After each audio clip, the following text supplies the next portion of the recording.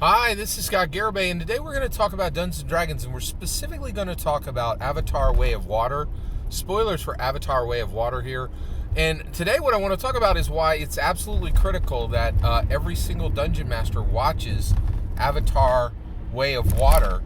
And the reason why is because of the importance of the right of the explorer to settle. All right. So, Dungeons & Dragons is a fundamentally American game. It has been made accessible to the world, but the heart of it, Dungeons & Dragons will always be pure American. As red, white, and blue as a red, white, and blue, the red, white, and blue blood of an American eagle that has a crust of American apple pie in its mouth, wearing a baseball cap, right, and just heading out to the ballpark, right? Like, Dungeons & Dragons is fundamentally American, right? And so in America, we have this very interesting history about colonization, right?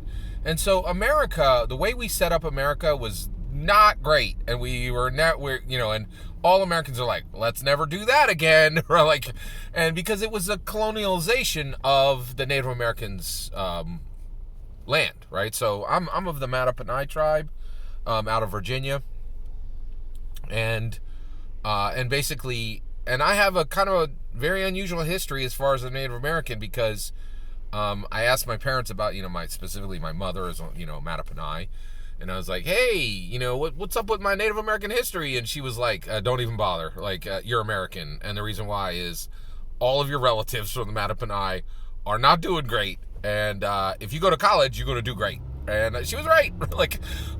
Everybody, the more I learned about my family, back in the Mattaponi tribe, none of them were doing really well, right? And it was really struggling, right? And she's like, just embrace Americanism, get your degree, and proceed on, right? And she was right. It really helped, right? And America's been great for the Garibays. But what's interesting is, so we colonized, Americans colonized America, right? And so we know the wrong method. We already went through that, right? And I don't think any American would repeat it. Now, actually the whole situation turned out pretty great for everybody. We're the number one country in the world, bar none. Nobody's even close. Our closest competitor so far, but I can barely even see them, right? So the experience has worked out, right? But it was a rough start, right? And we would want to do it better, right? And that's what Avatar: Way of Water is about. It's about, okay, hey, Earthlings sent out these, they're explorers and they're exploring their universe, and so they send out these pods, they send out these starships, and they find Pandora, right? Now the Na'vi live on Pandora, but the Earthlings are exploring their universe, right? And so there becomes this question of, okay, we are explorers, right? Guess what? If you ain't paying attention, every single one of your player characters is an explorer, right? That's 1/3 of what they're supposed to be doing. They're supposed to be combating, they're supposed to be exploring, they're supposed to be interacting, according to Gary Gygax, right? So that comes straight from 1974, and it's as strong today in 2022 as it ever was. And one of the reasons why is Gary set it into the game. And those pillars were driven into the ground by Mike Merles, right? And they ain't never going to be forgotten. They're permanent, right? And just so you're aware, that's one of the reasons why if I didn't say it, Avatar: Way of Water is absolutely fantastic. 5 out of 5 star movie. Every Dungeon Master has to see it. And the reason why is it's a Gary Gygax story, right? And what do I mean by that? Well, it's got interaction, it's got combat, it's got exploration, right? Quite literally. Has all three, right? And those are the best stories. Gary told us, right? If you're going to tell a story, do it right. It's, you got 3 pillars. The table's got 3 legs, right? It's interaction, exploration, and combat, right? So it's truly incredible, right? And so basically, humans go to Pandora, right? And now the people who have explored, they didn't know what they were going to find, right? They thought, okay, we'll find some empty planets and we'll just populate them. We'll terraform them, right? But now they've found the Na'vi, and they're like, hey, we're here, right? And we've been exploring. And now that's the question, right? And the question that is asked in Avatar: Way of Water is asked in every single one of our games, right? If someone goes exploring, what is their right to settle, right? Does somebody have the right to keep land if they were there first? Does that fundamentally say they don't have to share, right? Or is exploration something that goes beyond humanity and simply goes to the sentient, right? And that all sentients have to respect the desire to explore. And the explorer always has rights to settle wherever they land because they have explored. And that goes beyond humanity. It goes to sentience, right? And so the Na'vi have a duty to accept the humans, like Spider, who are kind and tolerant, right? And say, hey, half your world is ours because you explored, right? Is that the right of it? It's a good question, right?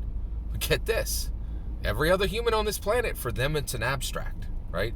For us, it's quite literally a question that we face every single week. When our adventurers go exploring, what is their right to settle? How much do they have a right to ask for the people on the worlds who are already there when our adventuring Dungeons and Dragons explorers arrive, right? And the great thing is, every regular human who goes in to see Avatar Way of Water, they're like, oh, that's a good question. I don't know. Bye. I'm just going to go eat a pizza, right? And we are like, oh my gosh, this is a great question, right? And humanity is going to need this answer when we find first contact. So guess what? Your dungeon mastering right now is literally determining the answer to what is the right of the explorer, right? And Gary built it in. Gary Gygax built this right into Dungeons and Dragons so that when we have first contact, we will know the answer because we discovered it at the table. I've been telling you this for 3 years. Wake up, hear it, realize it. First contact's correct execution relies on your Dungeons and Dragons table and for you to determine what is the right of the explorer. We have a tool to answer this before it turns into blood at first contact. Your Dungeons and Dragons session is lit. What's at stake? The blood of every human and the blood of every alien we find. That's what's at stake at your table. Wake up, right? Like, it's on you. It's on you. It's on you. Dungeon Masters not only are the most important people on this planet for solving solutions that are secular today, they're the most important people on the planet for the whole of the universe. It's on us to save humanity and the first sentient creatures that we discover. The rest of humans aren't going to do it. They don't have the tools. We were given the tools by Gary Gygax. Let's get to work. Oh, that's my humble opinion. I'm so eager to hear yours. Let me know in the comments below. Please consider liking and subscribing and have a wonderful millennium.